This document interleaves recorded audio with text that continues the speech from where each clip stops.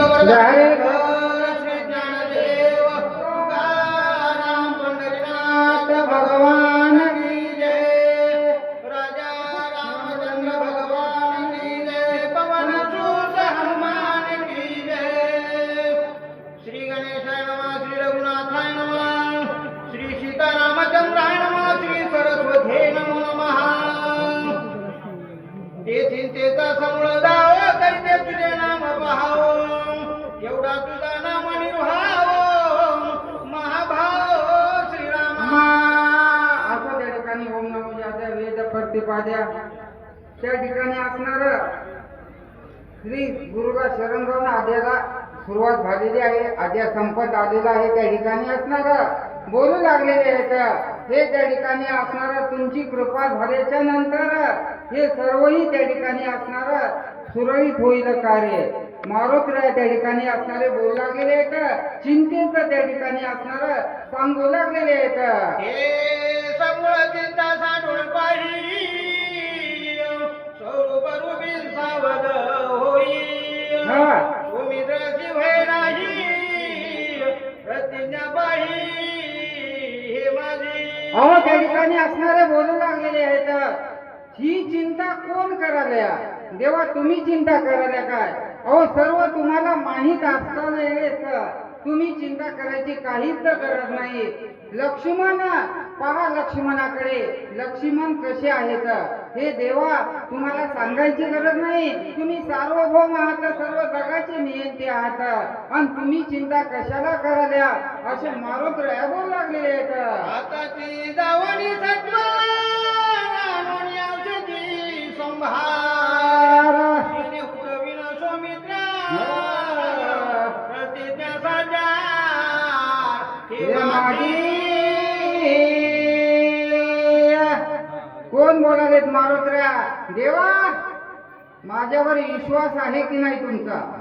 हा माझ्यावर विश्वास आहे की नाही? माझी प्रतिज्ञा आहे. मी आताच जातो आणि काय करतो त्या ठिकाणी असणारा औषधी संभार घेऊन येतो. आत्मविश्वासानं प्रतिज्ञापूर्वक बोलू लागलेले आहेत मारुतीराय. आणि एवढा विश्वास पाहिजे आपल्या स्वतःवर कार्य करतो हे आत्मविश्वास मारुतीरायापाशी होता.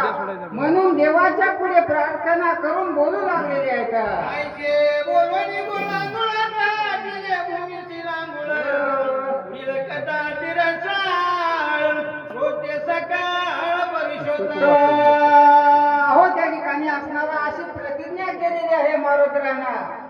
आपल्या अंगावरले रोम केस असणारे उभे केले आणि त्या ठिकाणी असणारा आता उडान करतील. ते औषधी आणण्याकरता मारुतीराय उडान करतील जातील. ही कथा गोड असणारी आता पुढच्या अध्यायामध्ये आहे त्या ठिकाणी असणार. आणि ती श्रोतेनं सावध होऊन सावध चित्तानं ऐकावं. नाथ महाराज परिहार दिलेले आहेत. एका जनार्दनाताने भूकाळू परी मागोने या लागे मज करणे मुखी खास देणे जननीये। एका जनार्दना शरणा त्या ठिकाणी मी एक भुकेलं बाळक आहे. मला भूक लागलेली आहे.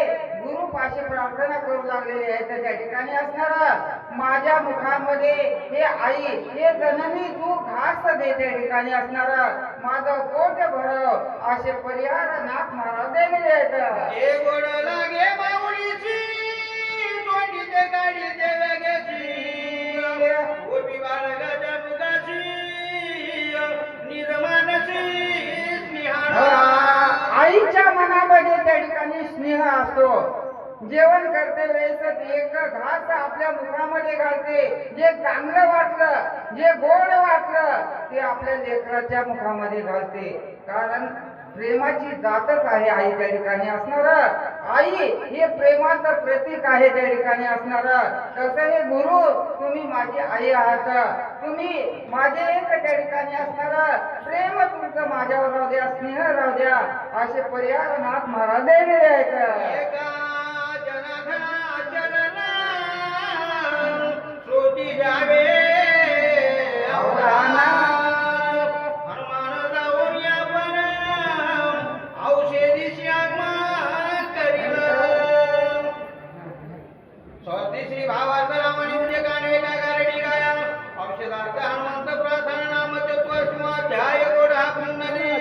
अरे विठ्ठल